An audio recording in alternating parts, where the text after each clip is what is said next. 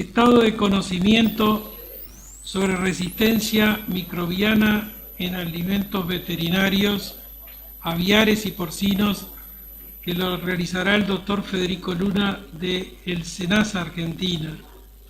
Adelante, doctor. Es coordinador el doctor, tiene el cargo de coordinador de la Dirección Nacional de Agroquímicos y Productos Veterinarios de la SENASA.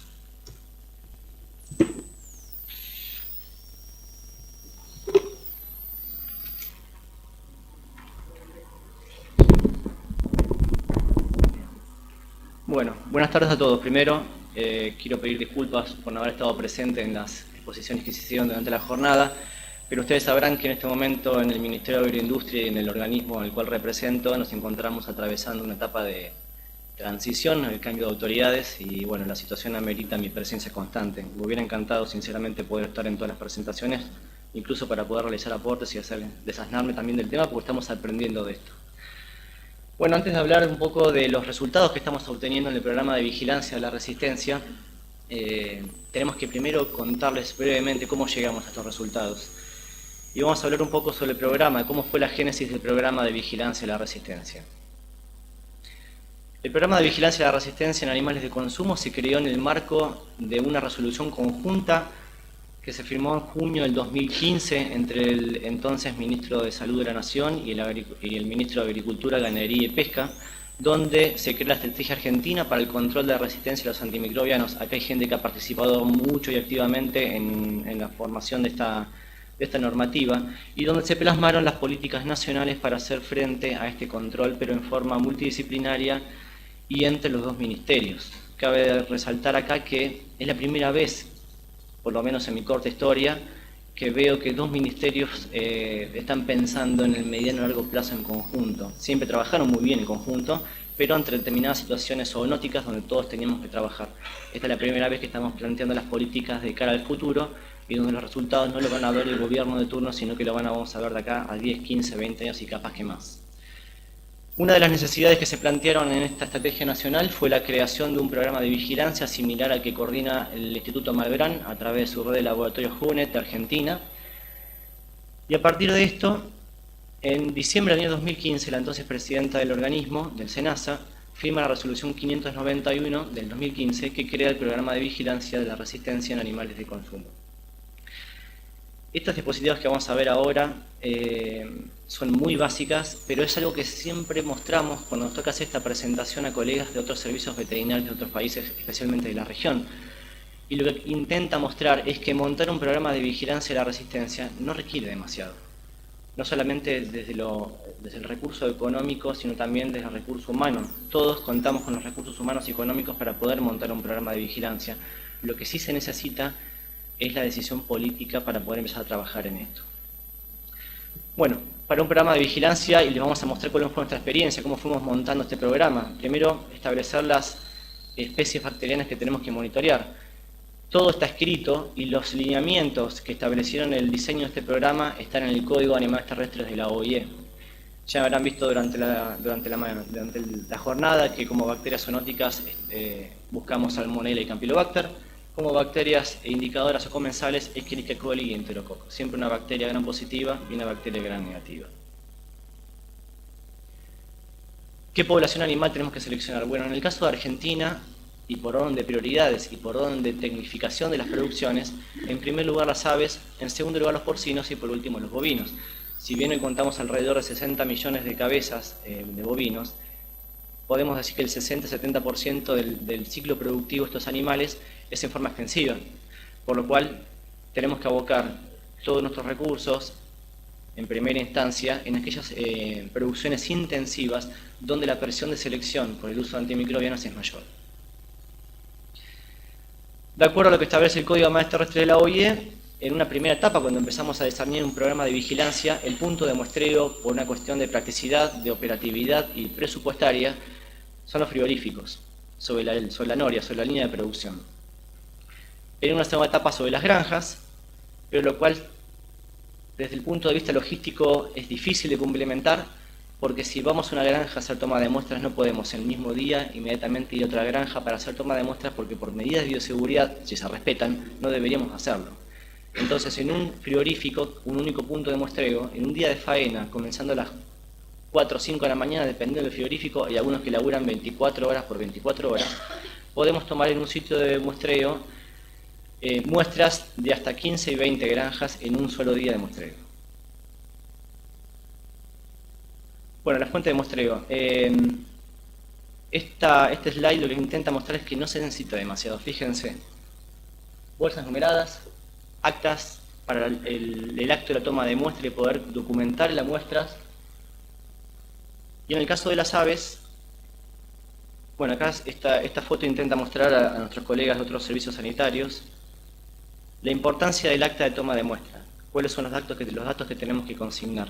Este es el documento que nos va a permitir utilizar más tarde los datos que podamos procesar. Oficializa el acto de toma de muestra y hace oficial el resultado que podamos publicar. Durante el año en curso nos hemos planteado como objetivo y hemos presupuestado en base a eso realizar la toma de muestras en aves, 200 en primera instancia, 200 en cerdos, que justamente este martes, se realizó el último muestreo en cerdos, en la provincia de Córdoba, y esperamos empezar el mes que viene, en diciembre, y terminar en enero con las 200 muestras que tenemos programadas para bovinos. Estadísticamente no es un número representativo, pero sí nos va a permitir realizar una aproximación diagnóstica a la situación que tenemos hoy en nuestro sistema productivo, que realmente lo desconocemos. Si bien, como vimos recién, tenemos laboratorios de diagnóstico que están trabajando seriamente en esto, no tenemos un muestreo de todas las provincias donde se concentran estas producciones, y por otro lado necesitamos contar con datos oficiales para poder tomar decisiones. Para el año siguiente tenemos planeado realizar 600 muestras en aves y solamente trabajar con aves. Al año siguiente 600 en cerdos y al año siguiente 600 en bovinos. Cuando volvamos en el próximo ciclo a trabajar con aves, va a haber transcurrido en el medio un periodo de 3 años, lo cual nos va a permitir ver cómo fue evolucionando la prevalencia y la resistencia en esta producción. Por otro lado, es un indicador de qué tan bien estamos haciendo las cosas. Si todas nuestras medidas de mitigación que promulgamos desde el organismo y la comunidad toda tienen un efecto positivo, los niveles de prevalencia deberían descender.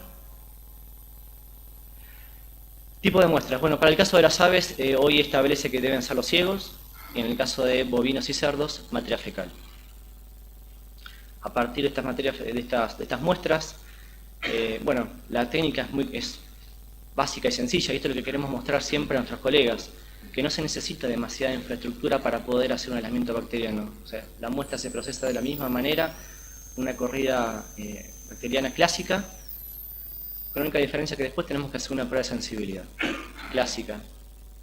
En el caso de, en nuestro laboratorio, y por gentileza y apoyo de la OIE, hemos podido comprar un Vitec 2, lo cual nos agiliza mucho en tiempo, y si nos ponemos a pensar en cuestión de costos, recursos humanos para aquellos establecimientos, para aquellos servicios veterinarios que tienen que montar un programa de vigilancia, contar con tecnología automatizada redunda en ahorro de tiempo y recursos humanos, por lo cual, si bien el gasto inicial es bastante, en el largo tiempo es beneficioso. La última adquisición de nuestro laboratorio fue un freezer de menos 70 grados. ¿Por qué?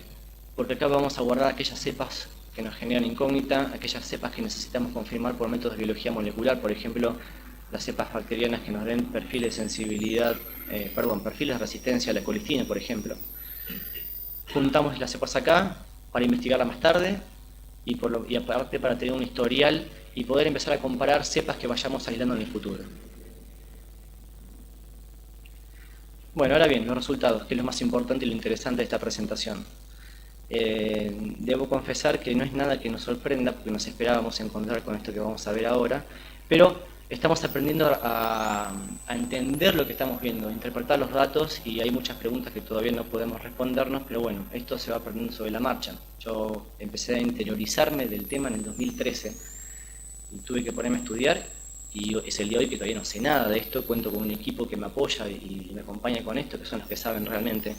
Pero bueno, a la hora de interpretar resultados, son los primeros resultados, posiblemente ustedes entiendan más del tema y nos puedan ayudar, pero estamos en la etapa de empezar a ver qué es lo que tenemos, una aproximación diagnóstica. Bueno, ya dijimos que hicimos 200 muestras en aves y bueno, esta semana se terminó de hacer el último muestreo de las 200 en cerdos. Actualmente estamos trabajando con Escherichia coli, que es un excelente indicador, ya lo habrán dicho durante la jornada. Y este cuadro que indica los porcentajes de resistencia corresponden a cepas de Escherichia coli tomadas en la provincia de Entre Ríos. Y si vemos, el sulfametoxazol, el 90% de las cepas aisladas dieron resistentes a este antibiótico. O sea, darle agua mineral o sulfametoxazol es exactamente lo mismo para esta bacteria. Ampicilina ronda el 87%, ácido nalidíxico 83% y no entendíamos por qué, porque no tenemos ácido nalidíxico registrado para uso en veterinaria. Pero después, nuestros colegas del Malbrán nos han ayudado y nos han demostrado nos han enseñado que justamente para poder llegar a los porcentajes de resistencia que vamos a ver más adelante, para la ciprofloxacina y la enrofloxacina que rondan el 50% para estos establecimientos, previo necesita desarrollar el mecanismo de resistencia para el ácido nalidíxico. Por eso los altos niveles y eso explica el porqué la resistencia que tenemos si no tenemos productos registrados. Fíjense que tenemos un 65% a la cefalotina, 60% al cefotaxima. Son productos que no tenemos registrados para uso en agricultura. Pero sin embargo los porcentajes de resistencia son bastante elevados. Y si nos fijamos el anteúltimo resultado, tenemos un 1.8% de resistencia al sulfato de colistina. Otra cosa que nos llama la atención en la provincia de Entre Ríos es el florfenicol, 16% tenemos de resistencia. Y sabemos porque año a año contestamos el cuestionario que realiza la OIE sobre recolección de uso de antimicrobianos y el florfenicol se utiliza bastante y no estoy viendo la fosfomicina, no está en esta. La siguiente, pero vamos a ver que la fosfomicina tiene niveles aceptables de sensibilidad y sabemos fehacientemente que la fosfomicina se utiliza y mucho. Ahora si vamos a la provincia de Buenos Aires, vemos que los niveles se reducen sustancialmente y que el perfil fenotípico es totalmente distinto, porque antes teníamos a la sulfametoxazol en primer lugar y acá tenemos a las tetraciclinas y en segundo lugar al ácido nalidíxico. Pero fíjense el sulfato de colistina que está en casi un 20%. Y seguimos teniendo resistencia a antimicrobianos que no tenemos registrados para uso en medicina veterinaria. Pero bueno, la explicación la tenemos acá, que el 27% nos dio positivo a BLE. Si nos vamos a la provincia de Santa Fe, de nuevo, cambia el perfil fenotípico totalmente. Acá tenemos al ácido nalidíxico como a la cabeza del porcentaje de resistencia. Los porcentajes en general se reducen bastante, pero en este caso la colistina está en casi un 40%. También tenemos BLE y AMC. Por suerte todavía no hemos encontrado ningún perfil que nos indique la presencia de KPC y ojalá que nunca lo encontremos. Ahora, si volvemos a ver los tres perfiles de las tres provincias y vemos las diferencias que tiene cada una de ellas, ¿qué podemos decir esto en primera instancia? Que bueno, esto es un retrato o una foto del uso antimicrobiano que se está dando en cada región. No es más que el reflejo de eso. El uso de antimicrobianos depende de cómo utilicemos nosotros los antimicrobianos, que tan bien o tan mal los utilicemos, siempre estamos generando presión de selección y las diferencias que vemos que son sustanciales, no es más que eso, es el reflejo del uso de antimicrobianos en cada una de las provincias. El muestreo en cerdos todavía no está finalizado porque estamos procesando el tercer muestreo, pero acá podemos ver lo que vimos en provincia de Buenos Aires y la provincia de Entre Ríos, donde las tetraciclinas aquí sí es un poco más parecido, rondan el 90% de porcentaje de resistencia. Siempre estamos hablando de Escherichia coli. El florfenicol también está en el segundo o tercer puesto, pero siempre se mantienen en esos niveles. Por suerte, en la provincia de Buenos Aires no encontramos resistencia a la colistina, pero en el caso de Entre Ríos tenemos un 9,7%. Me imagino que la doctora Corso en su presentación habrá hecho especial hincapié en la colistina como la importancia que tiene.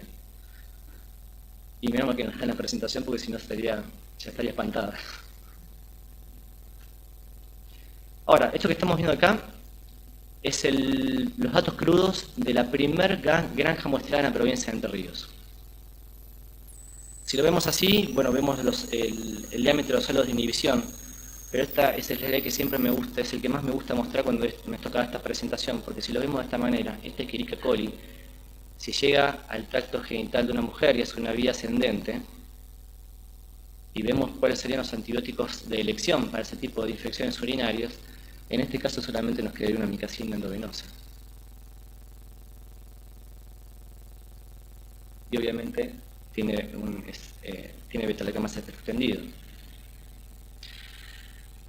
Ahora bien, ¿cómo podemos mitigar esto? ¿Qué podemos hacer desde el organismo? Pero no solamente qué podemos hacer desde el organismo, sino que podemos hacer todos, porque todos, de alguna manera, tenemos la posibilidad de participar en mayor o en menor medida desde nuestras competencias, pero no solamente desde el ámbito público o privado, no solamente desde la ciencia o desde las profesiones, sino que todos podemos hacer algo para reducir los niveles de resistencia. Pero bueno, ¿qué podemos hacer desde el organismo? Difusión y educación para lograr concienciación. Otra cosa no podemos hacer. Podemos prohibir, sí, podemos prohibir, podemos limitar el uso, pero eso no va a servir de nada. Podemos fiscalizar, sí, y es muy importante fiscalizar, pero todos tenemos que hacer un cambio de conciencia, porque todos podemos hacer algo para hacer esto. Desde el Estado solos no podemos, desde la industria sola no se puede. Buenas prácticas ganaderas. Tenemos que hablar de bienestar animal. Si hablamos de bienestar animal y damos a los animales las condiciones necesarias para una correcta crianza, no vamos a utilizar antimicrobianos porque los animales no van a enfermar. Si no utilizamos antimicrobianos, reducimos sustancialmente la presión de selección. Vacunación, salud preventiva. Medidas de bioseguridad, sobre todo en aquellas producciones intensivas como son las aviares en nuestro país y en algunos sectores la porcina. Medidas de higiene, vacío sanitario. Usar las camas de los pollos 5, 6, 7, 10 veces no es la mejor práctica, porque estamos generando un cabo de cultivo constante para los siguientes ciclos productivos. Uso racional de productos veterinarios. Hablamos de un correcto diagnóstico. Entendemos que muchas veces para algunos colegas, sobre todo en lugares recónditos de nuestro territorio nacional, resulta difícil acceder a herramientas diagnósticas y laboratorios de diagnóstico para poder tener certeza de cuál es la bacteria que estamos tratando, cuál es el tiempo que tenemos que utilizar para ese antimicrobiano y en qué dosificación. A veces no tenemos la posibilidad de realizar un antibiograma. Pero aquellos que tenemos la posibilidad y estamos en cercanía de un laboratorio de diagnóstico tenemos que hacer uso. Siempre respetando la dosis y el periodo de retiro. Cuando hablamos de profesionalizar el uso de los productos veterinarios, es una utopía pensar en que solamente el colega veterinario, el profesional veterinario pueda hacer uso del producto veterinario, mucho menos en las producciones pecuarias y las producciones intensivas. Pero sí es muy importante que siempre haya un veterinario detrás de la administración, que haya una prescripción, que en el expendio de un producto veterinario siempre haya un veterinario, y que el veterinario sea quien indique al productor cómo administrar el medicamento y qué parámetros debe respetar. Cuando hablamos de profesionalizar el uso de los productos veterinarios, hablamos de esto, y no hablamos solamente de antimicrobianos, que es el tema que nos importa por la implicancia directa que tiene sobre la salud pública. Tenemos que hablar de todo tipo de productos veterinarios, sobre todo antiparasitarios, donde tenemos niveles de resistencia muy grandes, y si bien no tiene una implicancia directa sobre la salud pública, es una herramienta productiva muy importante para nuestro sector productivo.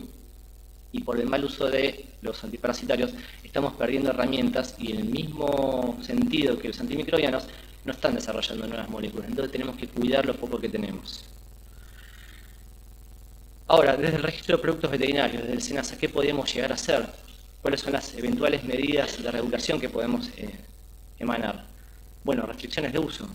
El sulfato de colistina, saben bien cuál es la importancia que tiene, y muy probablemente debamos limitar el uso del sulfato de colistina como promotor de crecimiento.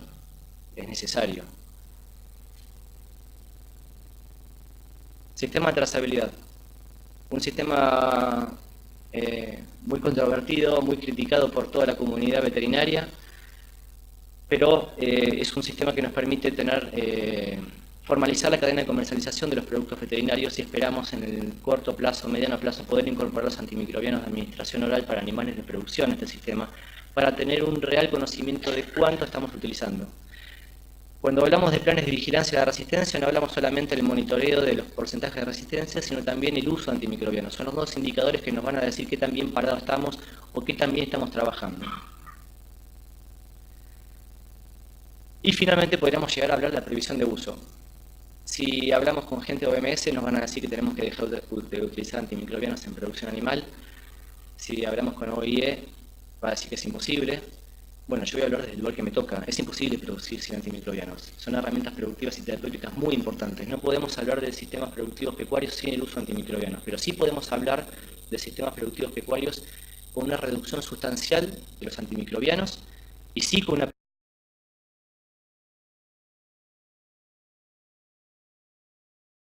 sacar una resolución, una ley, prohibir el uso de antimicrobianos como promotores de crecimiento. Pero sería inaplicable. Porque el sistema productivo, por lo menos, y hablo por Argentina, todavía no está preparado para dejar de utilizar los antimicrobianos como promotores de crecimiento. Ahora, si pensamos en la prohibición, tenemos que pensar en forma gradual. De acá 4 años, 5 años, 6 años, y darle la posibilidad al sistema productivo argentino que acompañe este cambio, que entiendan que necesitan modificar sus prácticas agropecuarias, invertir en salud preventiva, en medidas de bioseguridad, y el bienestar animal tiene que ser el ABC de cualquier producción pecuaria, no importa qué tan tecnificada sea. Si le damos ese tiempo para que realicen ese cambio de paradigma, ese cambio de inversiones, porque en el corto plazo parece que tenemos que invertir muchísimo dinero para hablar de buenas prácticas agropecuarias, pero si nos ponemos a hacer un balance, al final gastamos mucho menos dinero que si después tenemos que hacer tratamientos terapéuticos.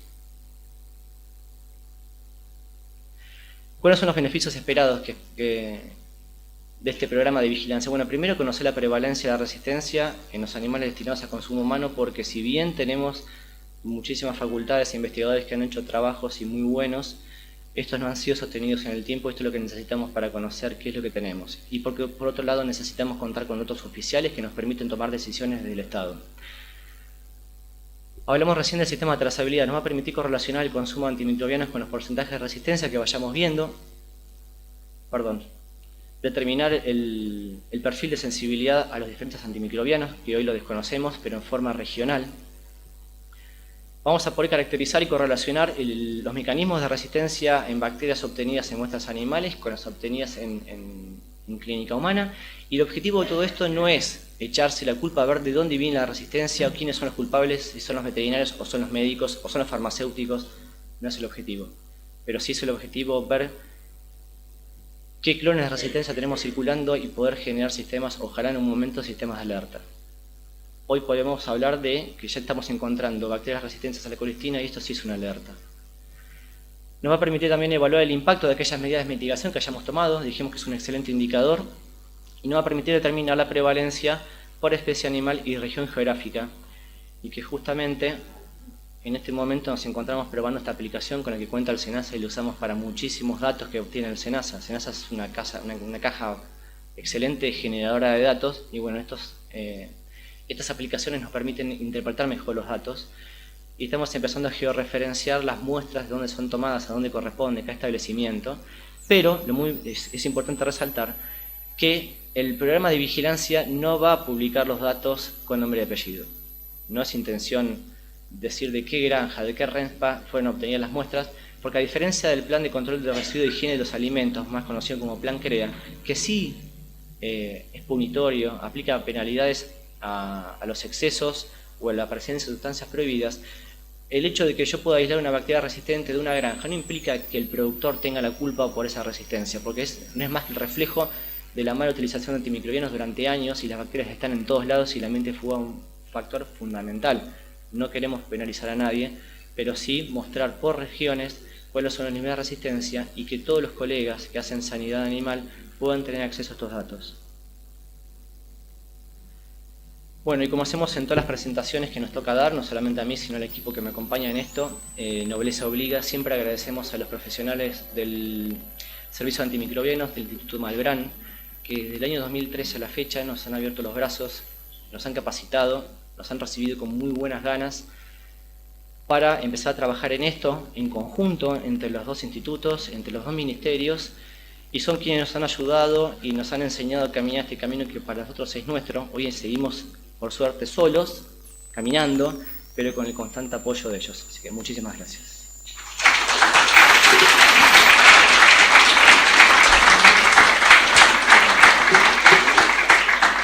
Bueno, muchas gracias, doctor. Pasamos allá, hay una pregunta. Bueno, Federico.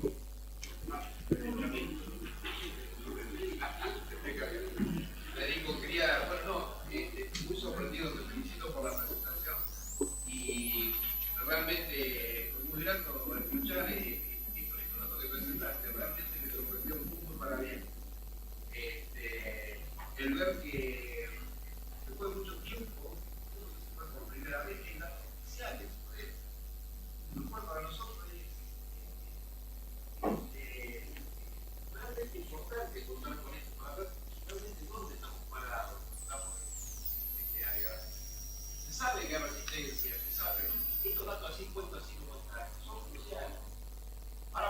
no bajar más en la comunicación. Mm. Tiene que llegar, tiene que bajar. Bajar la comunidad, tiene que bajar el profesional. Tomar más pero realmente yo sé que esto es un esfuerzo personal tuyo. En algún momento esto lo declaraste como propio y te lo apoyo. Lo llevaste a cabo y te dando los primeros resultados. Y veo con muy buenos ojos la visión que tenés, lo que mencionaste, de ir reduciendo el uso de antivirales dentro de lo posible, lo que permita el sistema en cada lugar. Así que bueno, te vuelvo a felicitar y muchas gracias. Pero quiero hacerte una pregunta. Vamos. Y hoy a la mañana salió bueno, de la presentación mía un tema que a mí siempre me preocupa. Yo quiero saber si hay datos oficiales de consumo de antibióticos en el ámbito veterinario a nivel país por año. ¿Tienen algún registro de eso? Sí, tenemos datos oficiales, no están publicados. Esperamos que para el mes que viene, diciembre, y que no pase de diciembre, tener el link del programa de vigilancia en la página de SENASA, pero no dentro del link de la Dirección Nacional. Que sea un link que esté en el portal de la página porque necesitamos que sea más visible. Los datos que se van a publicar ahí son los que acabamos de ver y todos los que se vayan generando de acá en adelante. Y otros datos que se van a publicar y que me parece que acá le echo la culpa a la OIE porque no hizo suficiente difusión de esto. Argentina hace 3 años participa de una encuesta mundial sobre el uso de antimicrobianos en el cual los países miembros de la OIE, 180 países, aportan datos sobre el uso de antimicrobianos en diferentes niveles de precisión. Tenemos 3 niveles de precisión. Nosotros estamos en el nivel 1, ojalá que un día podamos pasar al nivel 2, pero en nivel 2 estamos hablando de qué cantidad, de qué antimicrobiano, en qué especie y para qué enfermedad. Algo que yo no dudo que Europa lo pueda hacer, pero ojalá algún día podamos llegar a eso. Estos datos están publicados en la página de la OIE, pero están publicados por continente. Para nosotros no hay ningún problema publicar qué cantidad de antimicrobianos se están utilizando para la manufactura de productos veterinarios. Eso es hasta donde podemos llegar. El 99,9% de las materias primas que se utilizan en la manufactura de nuestra industria veterinaria, que es grande, proviene de China, son importadas, así que no tenemos, en algún momento hubo síntesis de principios activos acá en Argentina, hoy ya no existe prácticamente, así que el 100% de lo que se importa podemos decir que se utiliza para la manufactura de productos veterinarios. Nos faltaría en la ecuación restar lo que se exporta, porque afortunadamente se exporta y mucho a toda la región, y eso sería un indicador de qué cantidad de antimicrobianos estamos utilizando y podríamos llegar al detalle de hasta por familia de antimicrobianos, o sea, por grupo de antimicrobianos. Son datos que van a estar publicados. ¿Sí? Sobre el agua,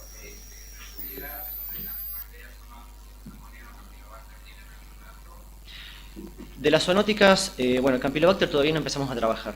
No soy microbiólogo, pero sí te puedo decir que es una bacteria complicada de aislar y el INTA nos ha ofrecido a realizar los aislamientos. Ellos trabajan mucho con esta bacteria, así que posiblemente el año que viene empecemos a trabajar con parte de las muestras, remitírselas a ellos para ver qué pueden aislar. Salmonella afortunadamente estamos aislando poco y que así tiene que ser porque estamos hablando de animales que van a consumo, son animales que estamos tomando muestras en frigoríficos, por lo cual son animales que deberían llegar a faenas sanos. Son pocas las salmonelas que hemos aislado, no sé qué número tenemos, acá está Elsa, nuestra microbióloga.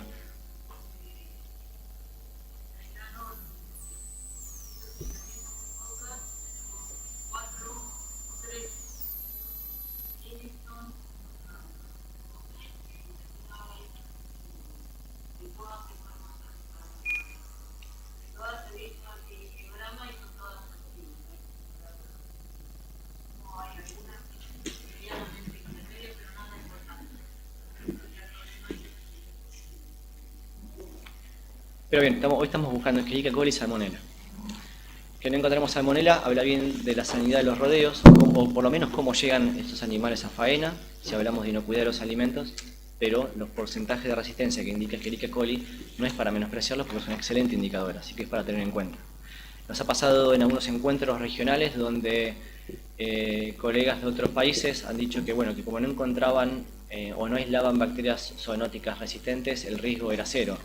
Pero bueno, no están viendo Escherichia coli, que hay que tenerla en consideración.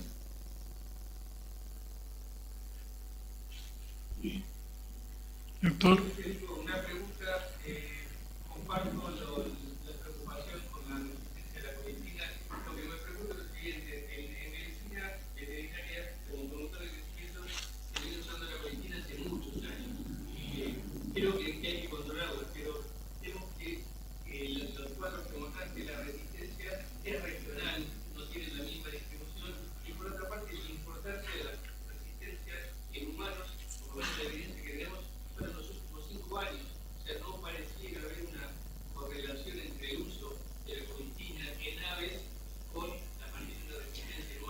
Mira, el programa de vigilancia, primero no contamos con datos retrospectivos, así que no podríamos decir si están correlacionados o no.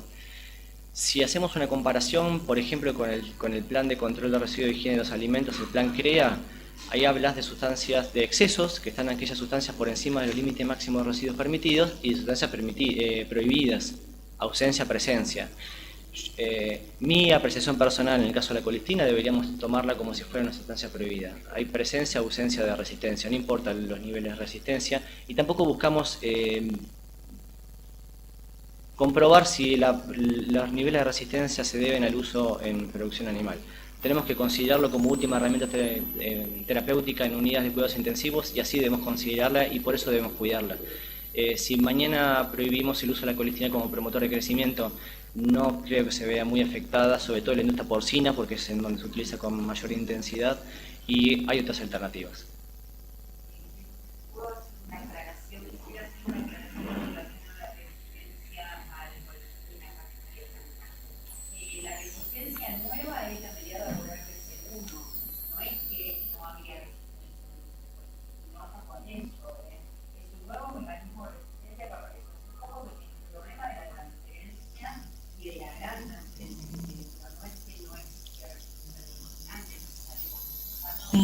Y preguntaban cuándo el primer aislamiento que detectamos haciéndolo desafectivos a partir del año 2012.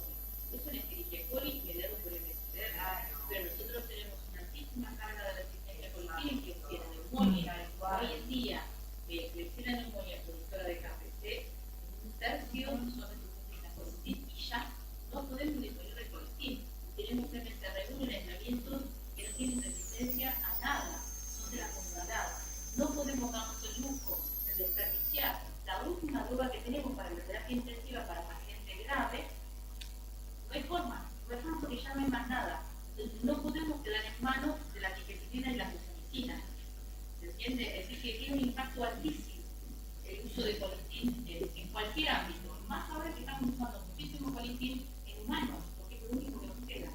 Así que no hay demasiada cosa para hacer.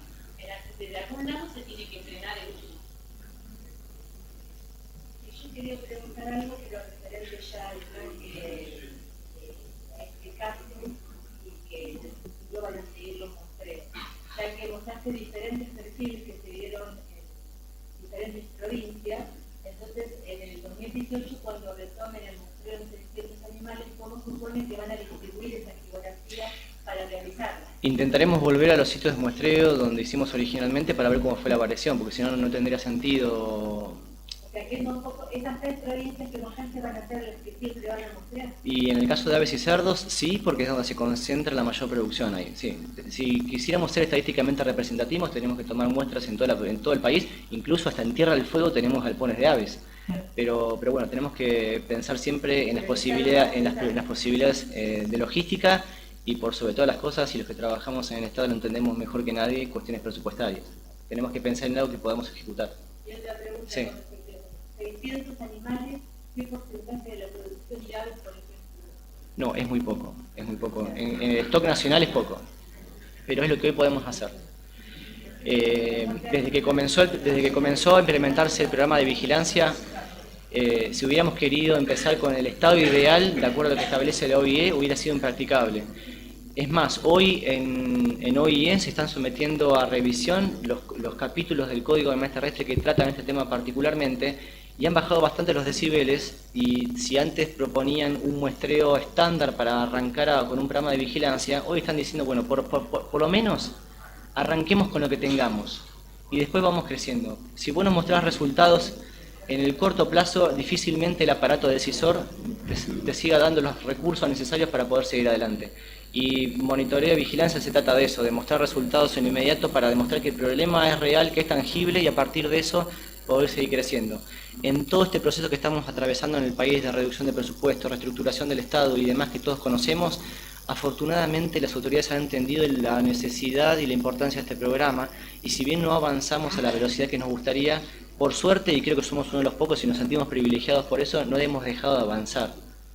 no es poca cosa. Esperemos en algún momento poder contar con más estructura, con más recursos humanos y poder empezar a sumar laboratorios y crear una red como la que coordina el Instituto Malbrán a través de JUNET de Argentina. Ahí si hay otra pregunta para hacer. ¿Sí?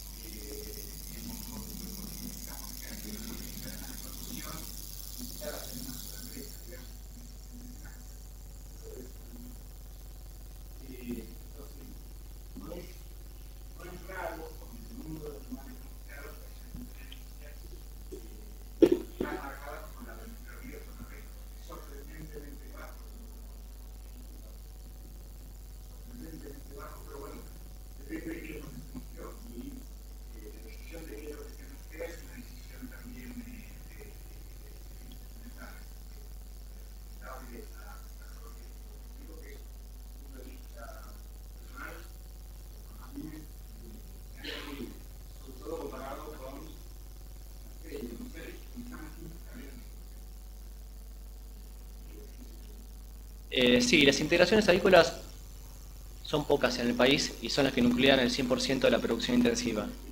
Pero cada integración avícola tiene diferentes centros de genética y, hablando mal y pronto, son centros de diseminación de determinados determinantes de resistencia. Entonces, una misma integración en 4 o 5 centros de genética pueden tener perfiles totalmente distintos y ellos son los que se encargan después de desparramar eso a lo largo de toda la geografía. Los factores que pueden influir en esto son un montón. Repito, estamos aprendiendo a ver qué es lo que tenemos y a interpretar los datos. El estado ideal sería poder tomar 10 veces más el tamaño de la muestra, pero bueno, es imposible. Hoy es imposible. Muy bien. Bueno. Y el muestreo que va a hacer en AVE es solamente Por ahora solamente producción de carne. Vamos a aquellas producciones que tienen más repercusión directa sobre la salud pública. Hoy el consumo de carne de ave per cápita creo que está rondando los 60 kilos por persona. Está casi igual o superando a la carne bovina, entonces es para tener en cuenta. Bueno, muy bien. Entonces, doctor, le agradecemos su exposición.